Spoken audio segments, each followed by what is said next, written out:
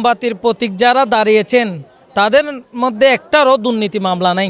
তারা যদি হতে পারে দেশটাকেও দাগমুক্ত করতে পারবে। আপনি কেন চাচ্ছেন মোমবাতি জয় হোক, সেটা যদি সংসদে যায় আপনি কি মনে করেন, কি আশাবাদী করতে? মোমবাতি জয় হওয়াটা কেন চাচ্ছি, মূল কারণ হচ্ছে যে তারা শান্তি ফিরিয়ে আনতে পারবে। আজ পর্যন্ত মোমবাতির প্রতীক যারা দাঁড়িয়েছেন তাদের মধ্যে একটারও দুর্নীতি মামলা নাই।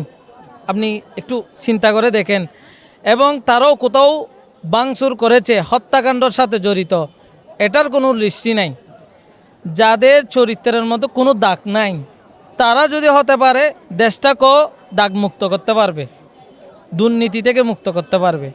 আর আমাদের যারা প্রতীক মোমবাতির প্রতীক হিসাবে দাঁড়িয়েছেন ওনাদের চরিত্র এবং ওনাদের আদর্শ সুফে কেরাম ওলিদের আদর্শের মতো। তারা এই রাষ্ট্রকে সুন্দরভাবে সকল ধর্মকে নিরাপত্তা দিয়ে রাষ্ট্র পরিচালনা করতে পারবেন। সেজন্য আমি চাচ্ছি মোমবাতিটা দেশে ক্ষমতায় আসুক।